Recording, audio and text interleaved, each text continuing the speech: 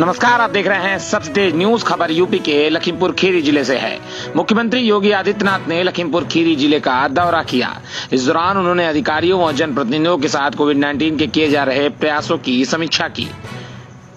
इस दौरान उन्होंने पत्रकारों सहित आम जनमानस से कोविड-19 बचाव के अभियान में समर्थन करने की अपील की।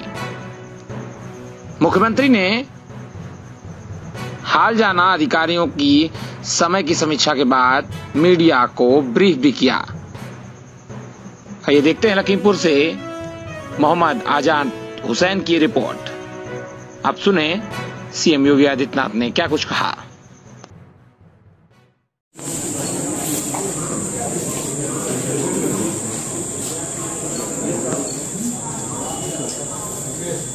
मित्रों, कोरोना महामारी के खिलाफ पूरे देश की जो लड़ाई चल रही है, आदरणीय प्रधानमंत्री जी के मार्गदर्शन और उनके नेतृत्व में पूरी मजबूती के साथ 100 वर्ष की इस महामारी को मजबूती के साथ मुकाबला किया जा रहा है और उसके अपेक्षित परिणाम भी सामने आ रहे हैं। प्रदेश के अंदर भी हम लोगों ने कोरोना महामारी के खिलाफ जो अभियान चलाया है, देश के अंदर सबसे बड़ी आबादी का राज्य होने के नाते उत्तर प्रदेश के सामने चुनौती भी सर्वाधिक थी, लेकिन आदरणीय प्रधानमंत्री जी का मार्गदर्शन, भारत सरकार का सहयोग, जनप्रतिनिधियों की हमारी सक्रियता, शासन के मार्गदर्शन में हमारे जिलों की टीम ने जिस युद्ध स्तर पर कार्य प्रारंभ किया, आज उसका परिणाम है कि जिस प्रदेश के बारे में आशंका व्यक्त की जा रही थी कि 25 अप्रैल से 10 मई के बीच में उत्तर प्रदेश में प्रतिदिन 1 लाख पॉजिटिव केस आएंगे और उत्तर प्रदेश की स्थिति देश के अंदर सबसे भयावह रहेगी, उस उत्तर प्रदेश ने पिछले 20 दिनों के अंदर, यानी 30 अप्रैल को हमारे पास जो एक्टिव केस थे, तो हमारे पास सर्वाधिक केस आए थे, पॉजिटिव केस वह 24 अप्रैल को आए थे 38,053। और ये आशंका थी कि प्रतिदिन 1 लाख केस आएंगे। 38,000 के बाद हम लोग उसको घटाते घटाते नीचे आने में सफल हुए। आज 7,700 के आसपास पॉजिटिव केस उत्तर प्रदेश के अंदर आए हैं। एक्टिव केस के बारे में जो आशंका व्यक्त की जा रही थी कि देश में और दुनिया में सर्वाधिक होंगे और 30 अप्रैल तक इसमें बढ़ोतरी जरूर हुई, क्योंकि हमारी पॉजिटिविटी ज्यादा थी, रिकवरी कम थी, और 30 अप्रैल तक आते आते ये संख्या 3,10,000 तक तो पहुंची थी। लेकिन पिछले 20 दिनों के अंदर जो बृहद अभियान चला है ग्रामीण क्षेत्र में, शहरी क्षेत्र में, आज उसका परिणाम है कि पिछले 20 दिनों के दौरान 2,04,000 एक्टिव केस प्रदेश के अंदर कम हुए हैं, यानी इतनी रिकवरी हुई है और वे लोग अपने घरों को वापस जा चुके हैं या घरों में सुरक्षित हैं। इसके लिए हमें टेस्ट करने पड़े। देश के अंदर सर्वाधिक टेस्ट करने वाला राज्य उत्तर प्रदेश है। 4,62,00,000 से अधिक टेस्ट उत्तर प्रदेश के अंदर अब तक संपन्न हो चुके हैं। 1,60,00,000 से अधिक लोगों को हम लोगों ने अब तक वैक्सीन दिया है। 18+ को भी हम लोगों ने लगभग 8 लाख से अधिक लोगों को हम अब तक वैक्सीन दे चुके हैं। प्रदेश के अंदर जो सबसे बड़ा अभियान चल रहा है वो निगरानी समितियों के माध्यम से स्क्रीनिंग का काम चल रहा है। वे गांव-गांव जा रही हैं, अभिनंदनीय कार्य कर रही हैं और गांव-गांव स्क्रीनिंग करने के साथ साथ मेडिसिन किट का वितरण, फिर आरआरटी की टीम वहां जाकर के उन लोगों का जो भी लक्षण युक्त संदिग्ध व्यक्ति पाए जाते हैं उनका एंटीजन टेस्ट करते हैं। एक बृहद अभियान चल रहा है और इस अभियान को हमारे जनप्रतिनिधियों ने भी दिया है कि अपने अपने विधानसभा में मेरा गांव कोरोना मुक्त गांव एक अभियान के साथ चल रहा है, जिसका परिणाम है कि तराई की बेल्ट का ये जनपद जो प्रदेश के क्षेत्रफल की दृष्टि से सबसे बड़े जनपदों में गिना जाता है, लखीमपुर खीरी, इस जनपद में मात्र 1400 एक्टिव केस आज के दिन पर बचे हुए हैं। पॉजिटिविटी रेट यहाँ का अब मात्र 4% के आसपास है। इसके लिए टेस्ट बढ़ाने के लिए जिला प्रशासन को कहा गया है। ग्रामीण क्षेत्र में वैक्सीनेशन और अलग केंद्र बनाने की दिशा में भी कुछ नए प्रयास प्रारंभ हुए हैं।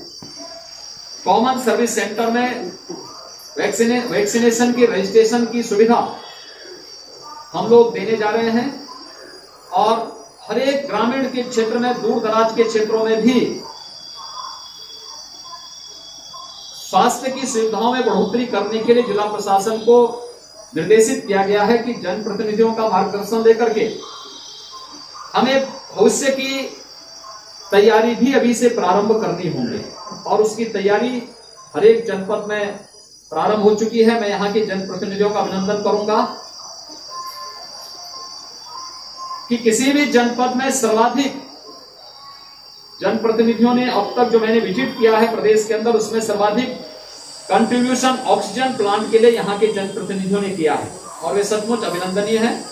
यह अभिनंदनीय है कि उन्होंने अपनी अपनी विधानसभा या अपने अपने संसदीय क्षेत्र में यहाँ पर ऑक्सीजन प्लांट डिस्ट्रिक्ट हॉस्पिटल में या किसी सामुदायिक स्वास्थ्य केंद्र में लगाने के लिए अपने स्तर पर प्रयास प्रारंभ किए हैं।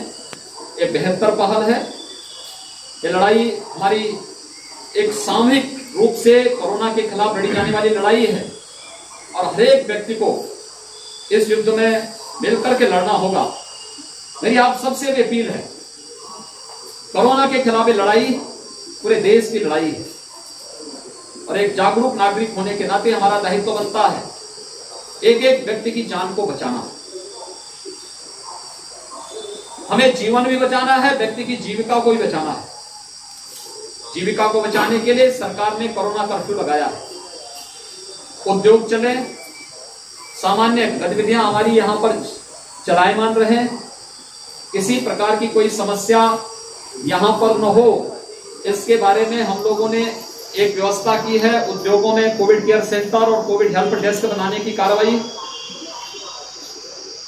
गरीबों को मुफ्त में राशन की व्यवस्था, प्रधानमंत्री गरीब कल्याण पैकेज से कल से प्रदेश के अंदर 15 करोड़ लोगों को मुफ्त में राशन की व्यवस्था प्रारंभ हो चुकी है।